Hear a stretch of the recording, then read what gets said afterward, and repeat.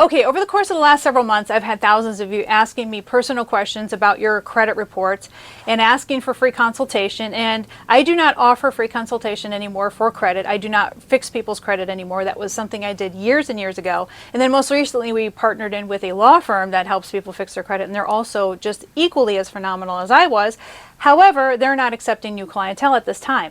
So if you want any kind of free consultation from me, then you can submit for a free audit. And believe it or not, it's not as competitive as you think, because you're probably thinking, well, Monica, hundreds of people are probably vying for this opportunity to get a free audit from you. Well, they are, but they're not submitting the right paperwork. So in this video, I'm going to share with you exactly how you can submit your 3 credit reports to get a free audit from me.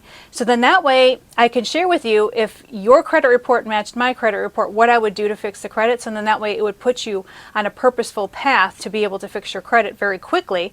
But also to take a look at what I do for other people. So then that way, in the event that you're unable to actually get an audit, then you can actually take a look at what I do for other people. So then that way, or what I recommend for other people, and then that way you can kind of emulate what I'm doing or what I'm recommending if that was your credit, if that makes any sense. I don't know if it does or not. So in this video, I'm going to share with you exactly what the audit process is, how you can get a free audit from me, and then also show you kind of how the audit process works. So let's get into it.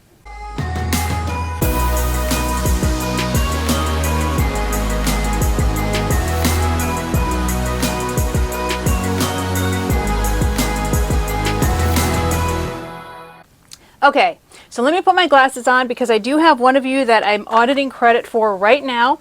And this person's name is Valerie, and I have no idea where she lives. But I'm going to share with you kind of some screenshots, you know, getting rid of her personal information, obviously, because I don't want to expose Valerie's information, just to keep it as private as possible. But Valerie was the one who followed instructions. And so let me be very clear about something here.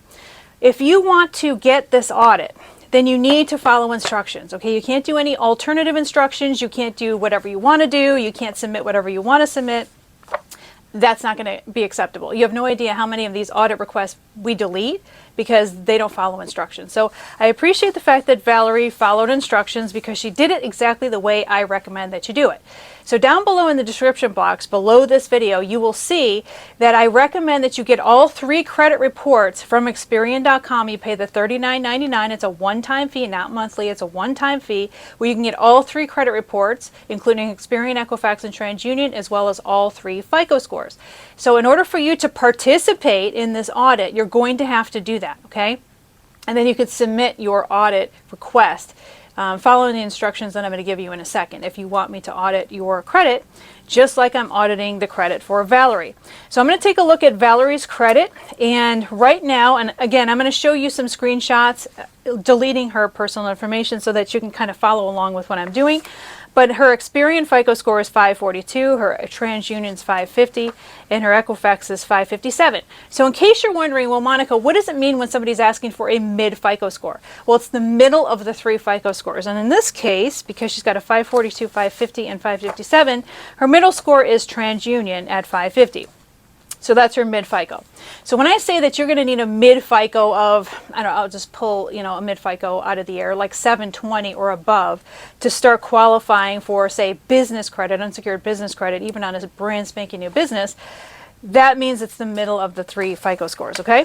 So Valerie, the one glaring thing that I noticed about Valerie, I'm going to see if you notice it right off the bat. But if you take a closer look at her name, I got rid of the last name out of there so I can do this for privacy reasons for her. But take a look. Do you guys notice something?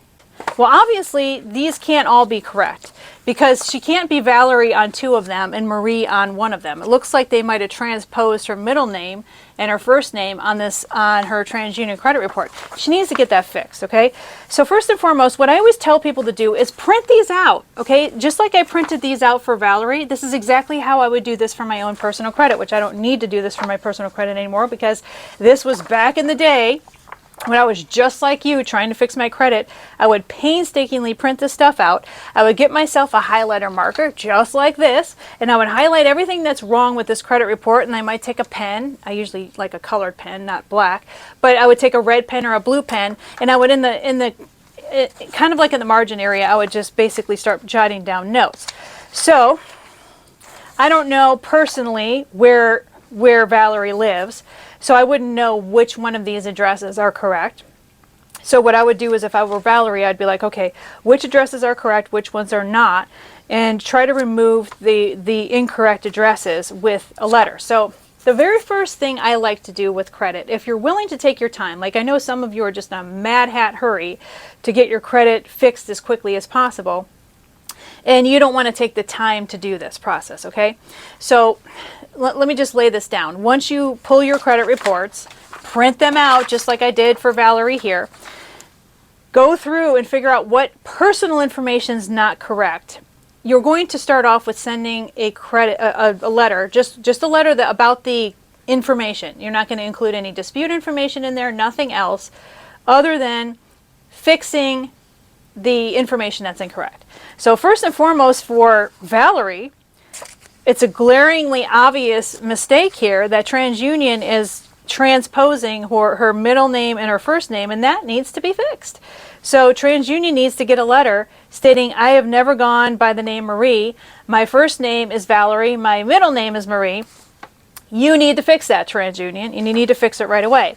And then the next thing that Valerie will do is go through all of the listed addresses to see which ones are actually valid. She'll probably leave the last address on there as well if she moved within the last couple of years. There's not anything you're going to be able to do with an address that's probably less than 10 years old. But if you're noticing that addresses are popping up there that are older than 10 years old, or addresses you never lived at, then you need to highlight those and make sure that in your letter to Experian, Equifax, and TransUnion, you let them know, hey, by the way, these addresses that you have listed here, even if it's transposed numbers or, you know, an incorrect apartment number, whatever, that needs to be taken off and removed, because this is extra junk in there that's, believe it or not, weighing down your credit reports.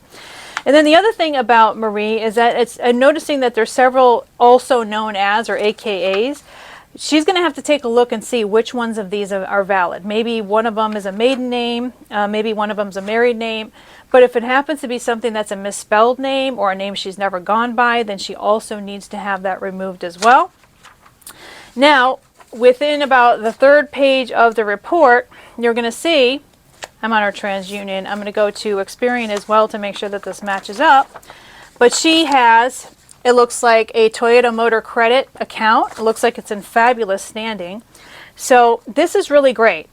It says it's open, never late. She's not going to touch this account at all. She's not going to dispute anything. She's not even going to mention it at all in any of her dispute letters that are coming up.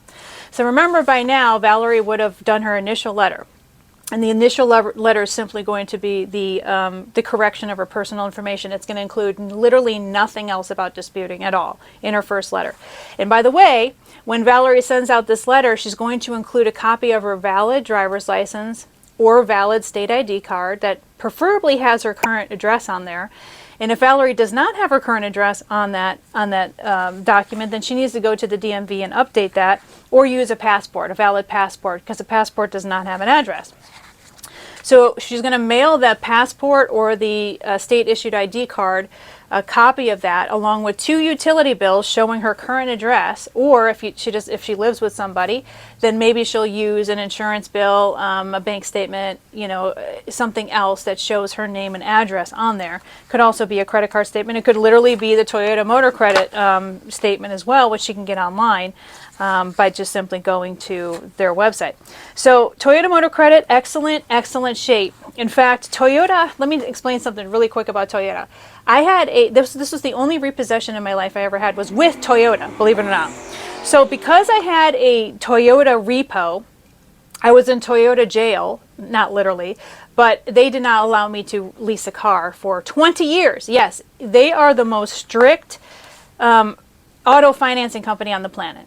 So if you screw over Toyota, you are not getting anything for 20 years, okay? You're not, whether it's a stream of late pays or even worse, a repossession. And Toyota, obviously, as you know, is linked to Lexus, because everybody knows that Toyota is, Lexus is Toyota's luxury brand. So those kind of go hand in hand, even though they're 2 separate companies technically. But also a lot of people don't know, and I just found this out last year, is that Mazda is also part of the Toyota ecosystem as well. I don't know how they tie in, but they're also tied into Toyota as well as their financing And so you need to make sure that you stay in good standing with Toyota, because they are in and of itself their own, I guess, financier world. And if you have good credit with Toyota, it's like you could pretty much get a car from any dealership anywhere, probably a Bentley one day, who knows. So if I was Valerie, I would make sure I continue to make my payments on time. Looks like she's almost done making payments on this car. So that's a good thing. Keep going with that. But then after that, unfortunately, Valerie kind of falls off a cliff, okay? That's her it looks like only open revolving account that's in good standing right now, and everything else is a charge-off account. Looks like California something, I don't know what the heck that is. Capital One, the biggest vultures on the planet, times 2 it looks like. Capital One, 2 accounts, 3 accounts with Capital One. And Comenity Alta card, looks like she's not in good standing with that as well. Discover Bank, also a charge-off. But then, so I'm gonna give Valerie kudos, because it looks like she did start an Open Sky account. So Open Sky is a credit card company that is kind of a second chance credit card company. If you screw over all your other creditors, it's one of the many second chance credit cards that you can, use to be able to start reestablishing your credit. The problem though is that she closed her account. So it looks like she had it for 2 years. For 2017, 2018, she was in really good standing, so I do appreciate that about Valerie. But the thing is, Valerie should not have closed this account. I know the credit balance or the credit limit was only $300. It was open in 2016, and by 2018 she closed it. So one of the ways that they calculate your FICO score is by longevity of your credit accounts. And so if you have a credit account for 2 years and you're closing it, and then you start another one and you're closing that after a couple of years, then your average of your credit accounts is about 2 years, which is going to pull down your FICO score. So this is why I have an Applied Card Bank. I think it's just called Applied Bank nowadays. I actually have 2 of those credit cards, and I have 1 First Premier credit card. Those were the second chance choices back 20 plus years ago after I filed for bankruptcy. And I got those 3 cards. One of them is a secured card, and I keep those going. I pay the monthly fee because it's the second chance credit card. There's a monthly fee attached to it.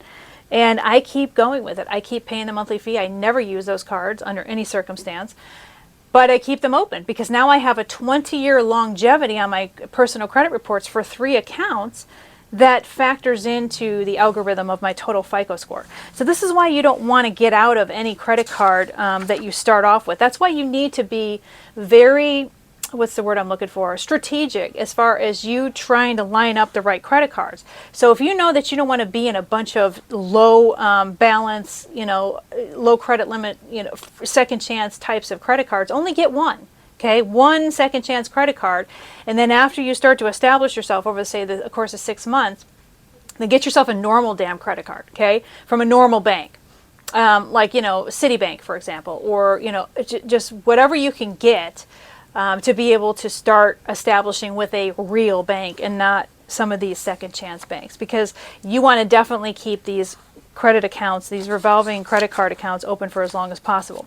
So it looks like she's got another synchrony, I don't know how to say it, synchronicity.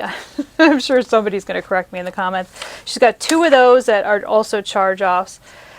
It looks like she's got a Midland credit that she started in 2024, I'm sorry. She had that for less than a year, and that's a collection account for about $2,400.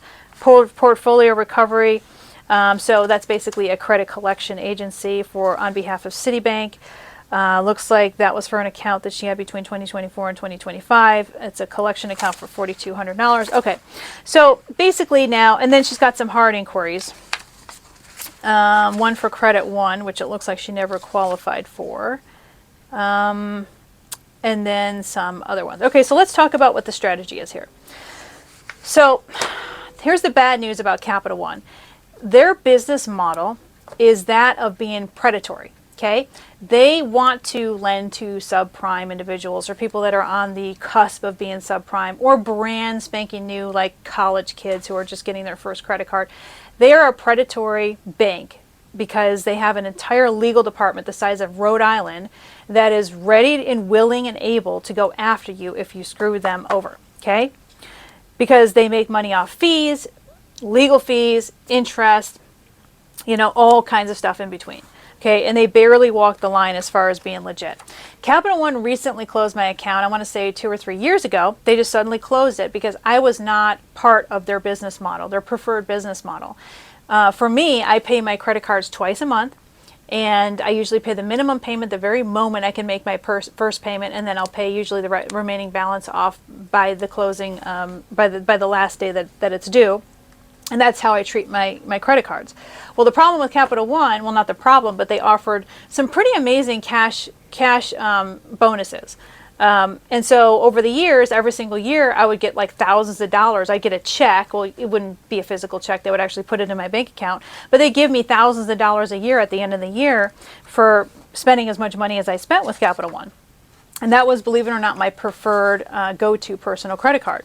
And then all of a sudden one day they send me a letter saying, basically, screw you. And not only are we going to close your Capital One personal card, we're going to close your Capital One Sparks business card, and we're going to close the Kohl's card because Kohl's is tied in to Capital One as well. And now I guess Discover is tied in there, which I have a Discover card, so I guess it's only a matter of time that they're going to give me a letter for that as well. But I don't really care about Discover because it's kind of a useless credit card and I don't really use it anyway.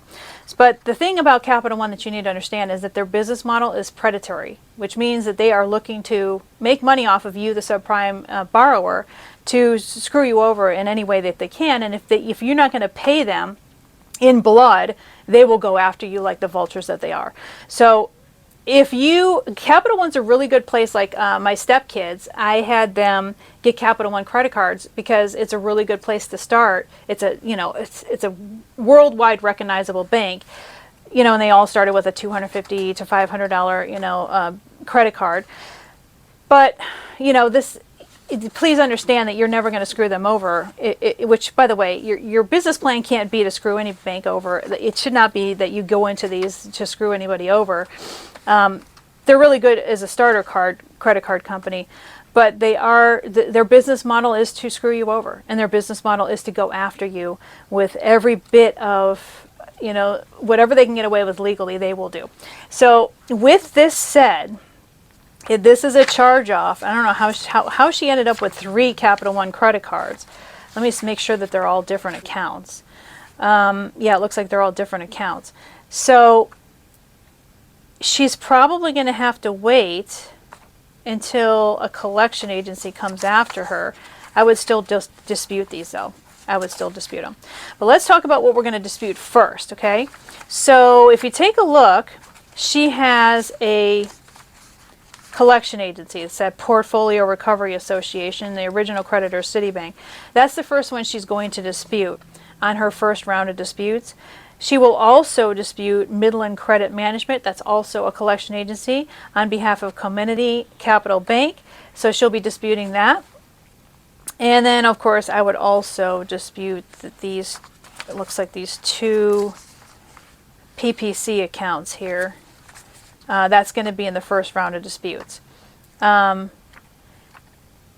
then, of course, the Ulta card, Community as well. I don't know that I would even touch Capital One at this point, because that's like basically kicking the hornet's nest over.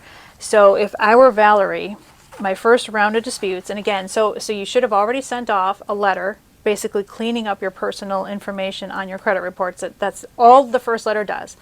The second letter, which you could literally send the same day, it's just in a different envelope. The first letter does not have to be trackable necessarily, unless you really want it to be trackable. The first letter just basically is to clean up your personal information. That does not have to be trackable. One goes to Experian, one goes to Equifax, one goes to TransUnion to clean up any data and information that does not match your reality, okay? Then the second letter, which again can go out the same day but in a different envelope, needs to go trackable mail. One to Experian, one to Equifax, one to TransUnion. And in that second letter, you are going to be doing disputes on the following. You're going to be disputing your anything that's a collection agency, which in this case is Midland Credit and Portfolio. You're definitely going to be disputing those. And then these 2 PPC accounts, you're also going to be disputing those. And then you're also going to, let's see, you're going to dispute the Ulta card as well, the Community card. I would stay away from the 3 Capital One accounts and the Discover account, since Capital One and Discover are one bank now. So stay away from those, okay? And obviously you don't dispute anything that's in good standing, like this Open Sky was in really good standing. Don't know why you closed it, Valerie. You should not have closed it. Oh, and then one more thing. There's a California Coast credit union, it looks like, and you need to dispute that as well. But again, you want to leave alone Capital One and Discover, because you don't want to be poking a stick in the eyeball of the bulldog, which is essentially what you'll be doing the second you start the disputing process against Capital One and Discover. All right? So now your first round of disputes will go out, and then again, whenever you're communicating with the credit reporting bureaus, you do need to have a copy of your valid driver's license and a copy of your 2 utility bills showing your current address. And if you don't have utility bills, you can have an insurance bill, even a voter registration card, a lease agreement, whatever you have, that could work. Could be the car payment from Toyota. It could be one of those things, okay? 2 of those. You need 2 of those. And so you wait 30 days. And so this needs to be sent trackable mail, all right? You send it trackable mail, and then you wait 30 days from the date that they receive it. And the cool thing about trackable mail is that unlike a certified card, which is costly, which you should never really send certified cards to the credit bureaus unless you're threatening to sue them. That's the only time you ever send a certified card, green card envelope to the credit reporting bureaus, is if you're threatening to sue them. Otherwise, it's going to be trackable mail, which online you can see the date that they actually receive it, and then it's 30 calendar days, starting the next day after they receive it, that the clock starts to tick, and then you have to wait 30 days. And then you see what falls off. You'd be surprised, shocked, and amazed to see what actually falls off. You might have quite a few of these, especially the collection agencies that fall off. Now, mind you, a lot of people always ask me, well, Monica, what happens if, say, for example, Experian, Equifax, and TransUnion got rid of Portfolio and Midland Credit, the 2 collection agencies, and they took them off the credit, but then some other third-party collection agency bought the debt, and then they start over. The answer is, this is why you keep every scrap of paper that you receive from the credit reporting bureaus in a nice, neat little folder system that you're going to create for yourself, because you never want to throw away a single piece of paper that the bureau sent to you, ever.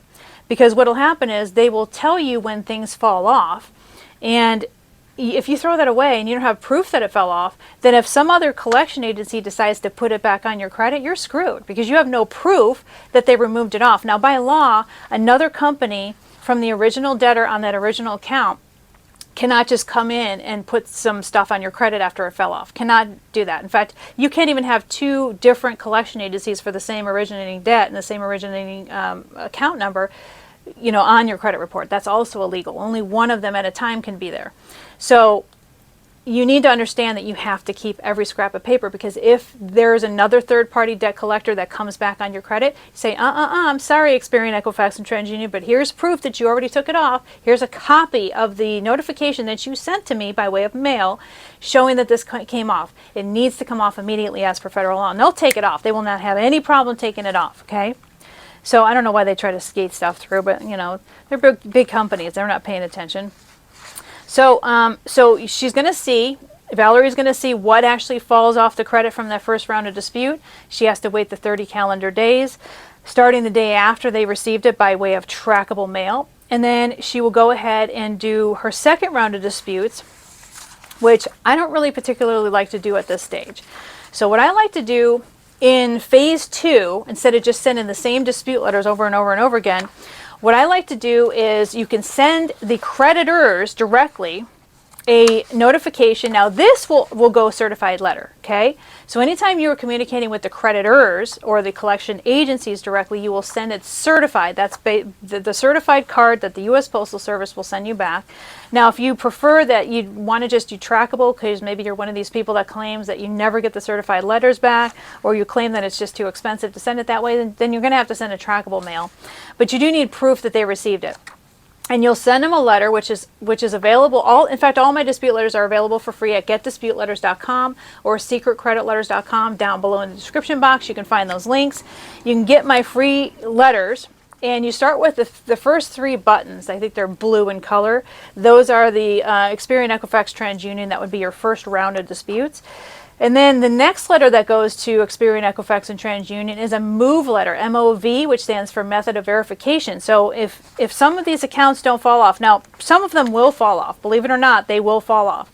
But the ones that did not fall off, you're going to have to send a Method of Verification letter to Experian, Equifax, and TransUnion demanding to know how they provided and how they performed their 30-day investigation. And by law, they're supposed to provide proof that they actually performed the 30-day investigation. And most of the time, they don't do an adequate investigation, which is why the Method of Verification letter is so powerful. But the unfortunate thing is you're going to have to send a Method of Verification letter by itself per account.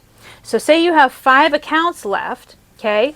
That means you're going to have to send 5 separate letters to Experian, 5 separate letters to Equifax, 5 separate letters to TransUnion, and they're all going to have to be trackable. It's going to be a lot to send, but you can only put one creditor that did not come off per Method of Verification or MOVE letter, okay?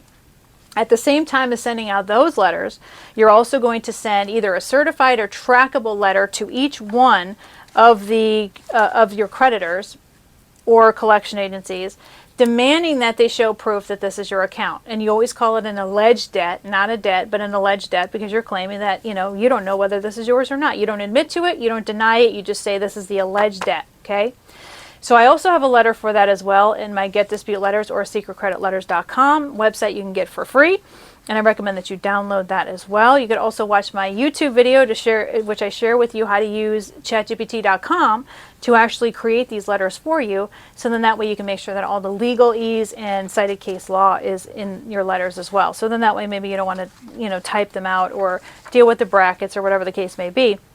You could just use ChatGPT, and I did a video on that you should watch on YouTube. All right, so then what's going to end up happening is that you're going to get the certified, cards back. I like to do certified cards when it comes to the creditors. I don't do certified cards to the bureaus, but to the creditors, unless I'm threatening to sue the bureaus, then they're getting the certified card. So then what you can do is one of 2 techniques. One, actually send the letter demanding to know, demanding proof that this credit account's yours, or you could send nothing at all in the envelope and just send an empty envelope. It's completely up to you. And then what will end up happening is when you send the empty envelope, you'll get tracking that they received it, proof that they received it, and of course, if you send certified, you'll get the certified card back in the mail through the U.S. Postal Service showing that they signed off on it or they stamped it on a certain day. And then you wait 30 days, 30 calendar days from starting the day after they received the envelope. And so what do you do with this information? Well, what you do then is you send a copy of the letter, regardless of whether there was a letter in there or not. You need to send a copy of a letter of some kind showing that you demanded proof that this account was yours to the creditors listed, and you show proof that they received it, whether it's the trackable mail or even better, the certified card showing that they stamped it and signed it or dated it. And then you say that they didn't send you anything. And as per federal law, they're required to send you information about your debt, and they didn't send it to you. Now, let me tell you what happens if you do it the legit way, which is actually sending them a letter.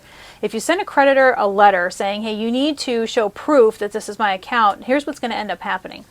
They are going to send you a statement, okay? Statement is not proof that you owe a debt, okay? I can create a statement for you on my QuickBooks account, and I could basically say that you owe me, $250,000. That doesn't mean it's real, it's true. So proof that you owe a debt is some kind of agreement in writing that you signed. It has to be something legit like that, not just a statement. A statement is not proof. So 99.9% of the time when you ask a creditor for proof and they mail it to you, if you do it the legit above board way where you're sending something in that envelope to them, they're going to just send you a statement. That's why I don't usually tell people to even waste their time with it anymore, because they're not really even going to send you anything that's legal anyway. So, you just send the empty envelope and you say, okay, well, these people received this envelope on X date, and here we are more than 30 days later, and I didn't receive anything as per federal law. Therefore, you need to take this off my credit, okay? You ask them to take it off your credit, and if they do not take it off your credit, you will be filing a lawsuit, against them.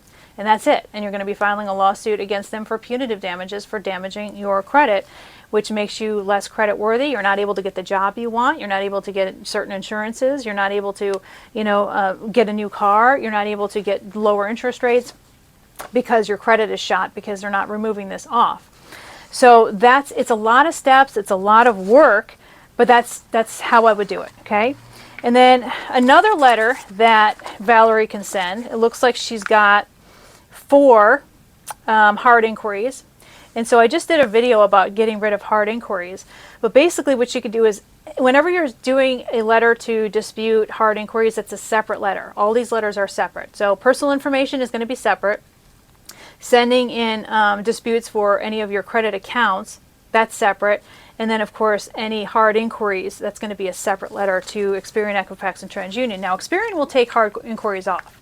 They have no problem. When you're disputing hard inquiries, they'll take it off right like that. The problem is with Experian and TransUnion, or I'm sorry, Equifax and TransUnion, they don't like taking hard inquiries off. And they're going to make you probably go through these people. In her case, it's going to be Credit One, the best service times 2, basically, in California Coast Credit Union. They're going to basically make you go to them directly and take this off. So what you could do is you could send them a letter to Credit One, the best service times 2, and then you can also send a letter to California Coast Credit Union and say, listen, you do not have permissible purpose to pull my credit. There's a federal law about permissible purpose. You do not have permissible purpose to pull my credit. You need to take this off my credit report as a hard inquiry immediately, or deal with the legal consequences. So I also have a letter like this in my getdisputeletters.com or my secretcreditletters.com. And again, that's a separate letter sent separately. You do not send this with the disputes. You don't mix all the disputes together, okay, with your hard inquiry disputes. So that's basically how you do it. Now, let me tell you what ends up happening if, let's see, I'm going to predict the future, okay? And that is, let's see. So we're ignoring Capital One right now and Discover. She's got the Alta card, which we're disputing. She's got, we're not going to touch Open Sky, PPC, PPMC, so there's 2 different cards. Midland Credit, which is a collection agency. Portfolio Recovery, which is a collection agency. So let's see, 1, 2, I'm trying to see how many we're disputing. 3, 4, 5. We're disputing 5 accounts because we're leaving Discover alone and we're leaving the 3 Capital Ones alone. Oh, 6, I'm sorry, because we're gonna also dispute the California Coast Credit Union. All right, Toyota Motor Credit is really good, so we're going to keep that in good standing. So there's 6 accounts. So what's going to end up happening is when she goes through the dispute process, Midland Credit might fall off, Portfolio might fall off, and one other one might fall off. So that means that out of the 6, 3 of them fall off. Okay, that's my forecast and prediction if she does this correctly. So after so then we're just assuming then that there's 3 left. What happens with the 3? Well, remember, we need to do the method of verification letter to Experian, Equifax, and TransUnion. That means she's going to have to send 3 separate letters to Experian, 3 separate letters to Equifax, 3 separate letters to TransUnion. Each one would have its own separate account on there for the method of verification, basically demanding to know exactly how they did this investigation and if they did it as per federal law, which most of the time they don't even do an adequate investigation as per federal law.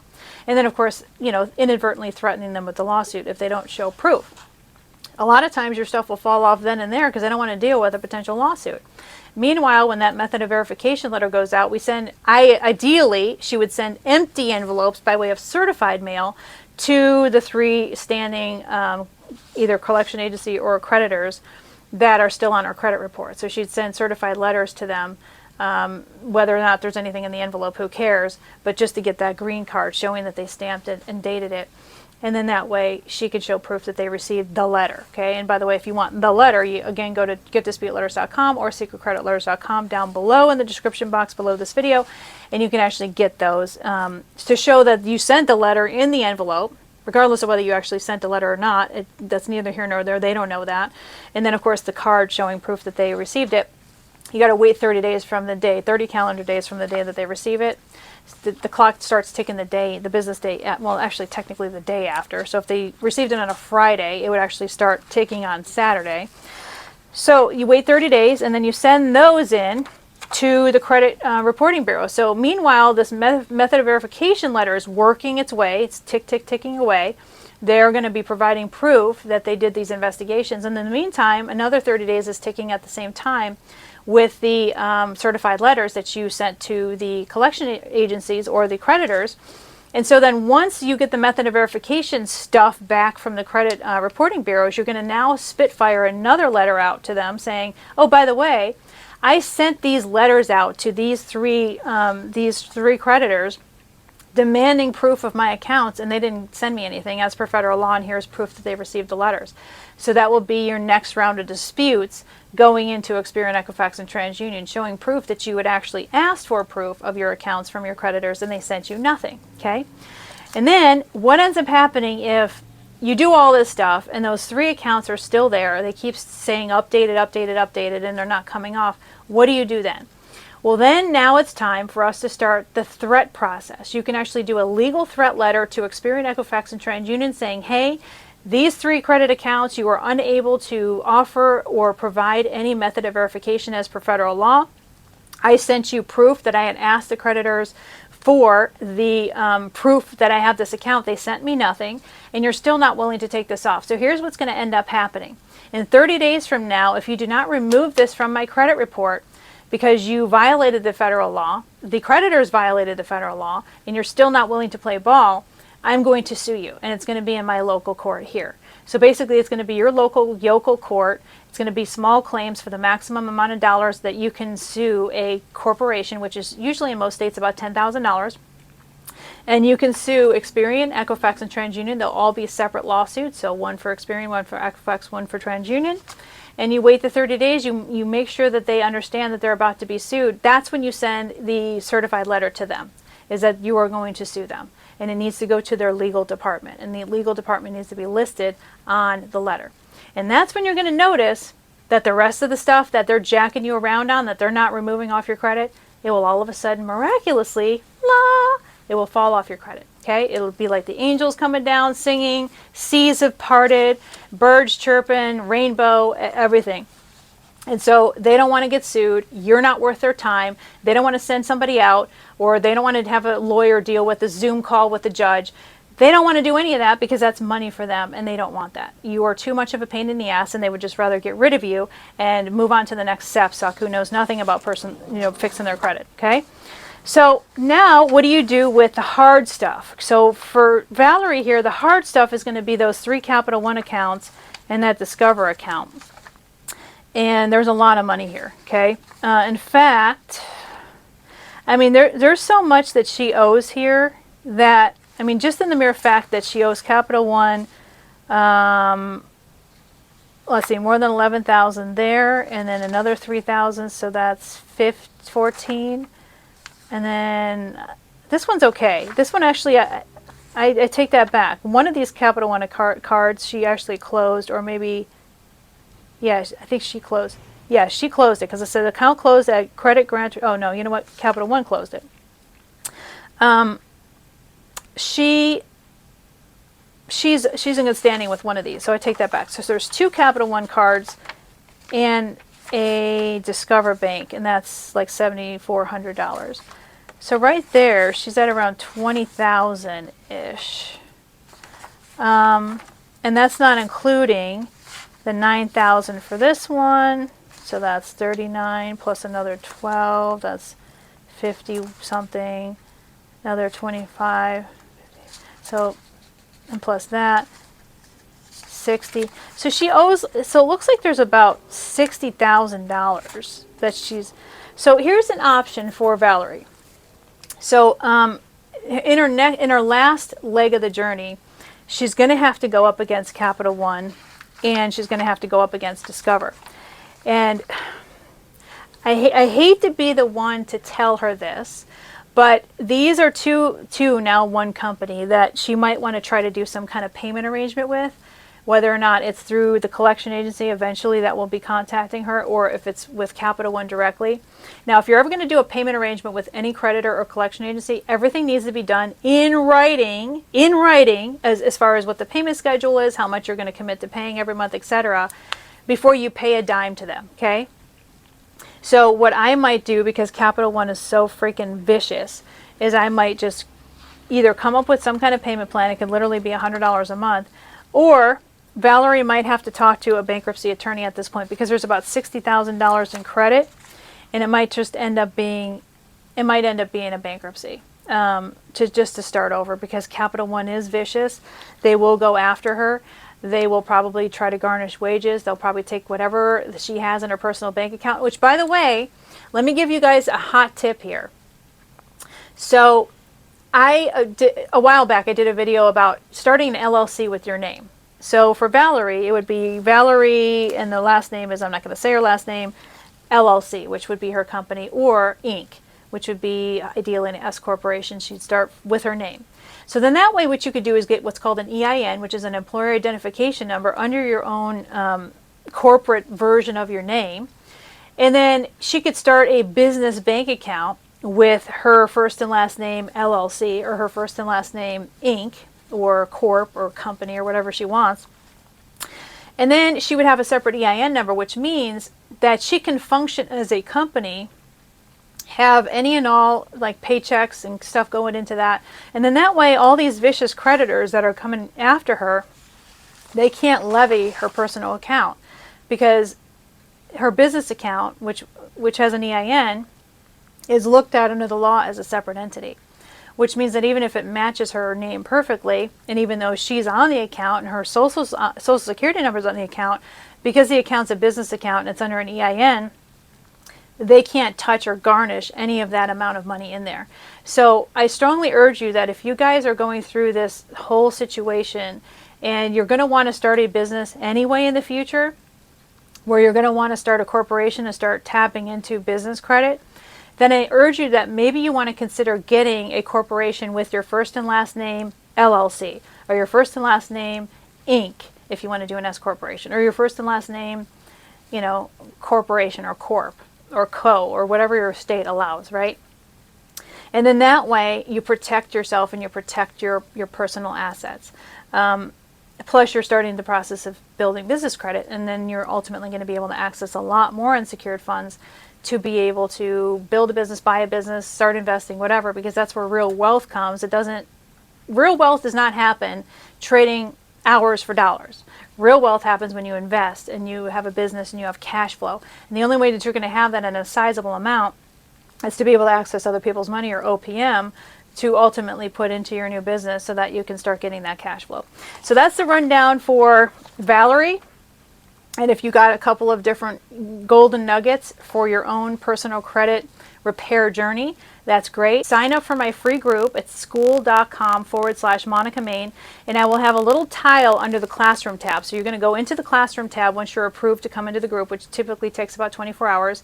Go to classroom at the top, look for the tile that says Credit Audit, and then you can click on that tile in the group, and there will be information about what you need to send in to me and to what email address it needs to go to. So then that way I can do a credit audit for you as well. And please note, again, I have so many people that do this wrong. And this is what I appreciate about Valerie. She's one of the few that actually did it correctly, where you can see that all three credit reports look like this. Okay, you guys? They look like this. Have the FICO score, the whole 9 yards, which you can get by getting all three credit reports through Experian.com, through paying the $39.99 for the one-time fee to get all three credit reports and all three FICO scores at the same time. And then she sent it to me in a PDF, and each one of these is a separate PDF file. So if you're trying to send me something else, or some freebie thing you got at Credit Karma, or something else, your audit request will be deleted, okay? I'm not messing around. I have too many people try to request these audits, and if you don't want to do it right, you're just not going to get an audit, okay? So that's what I would tell Valerie to do. She might actually have to talk to a bankruptcy attorney because of the amount of debt that she owes, especially with Capital One and Discover. But again, that's something she could talk to an attorney about, because I'm not able to give her that kind of advice as far as whether she should file for bankruptcy or not. That's completely up to her. But I think that might take the burden off her back, because I don't know if you noticed, but when you owe like $60,000 and maybe you can't pay it back, guess what? That debt weighs heavily on your back. You can't sleep at night. Every waking hour just feels like a slog through, basically quicksand, and you don't feel light anymore. And so that just attracts some more negative experiences in your life. So maybe a clean slate for Valerie would be the answer, and it might be for you as well. But again, I cannot give you advice about that. You're going to have to talk to an attorney that's in your state that handles bankruptcies to find out if that is the most viable option for you. Okay, so I hope you liked my credit review of Valerie's credit report, and hopefully you want to participate as well, and then that way I can give you personalized advice about exactly what I would do if I had your 3 credit reports, which again, you have to send me a PDF for Experian, Equifax, and TransUnion separate, and it needs to look like this, folks, not like some other way. It needs to look like that. And the Experian system will allow you to download the PDF, which looks just like this. Okay, if there's any other version, I will delete it and I will not even respond to you. Well, usually I'll respond. I'll just say this is wrong, and then that's it. I'm usually not that mean, but you know, sometimes it depends on the day of the week. So again, I would love to do an audit for you, but I hope this was helpful. If it was, give me a nice thumbs up, as well as subscribe to my channel. If you have any specific questions about this credit profile and how I was able to walk through the whole process, or if you have any questions about credit in general, go ahead and pop those in the comments down below. And then again, don't forget to sign up for my free group at school.com/Monica Main. It's free now. Lock yourself in as free status forever, because eventually I'm going to start charging for it. If you're free now, you'll be free forever. And then that's the only way that you're going to be able to submit for the credit audit, is through my group. So you get into the group, you click on Classroom at the very top of the page, you find the tile that says Credit Audit, and you click on that tile, and then you go ahead and follow the instructions by way of sending me these 3 PDFs in the form of, well, send me 3 Experian, Equifax, TransUnion PDFs that go directly to my email inbox. All right? This is Monica Main signing off, and I will see you in the next video.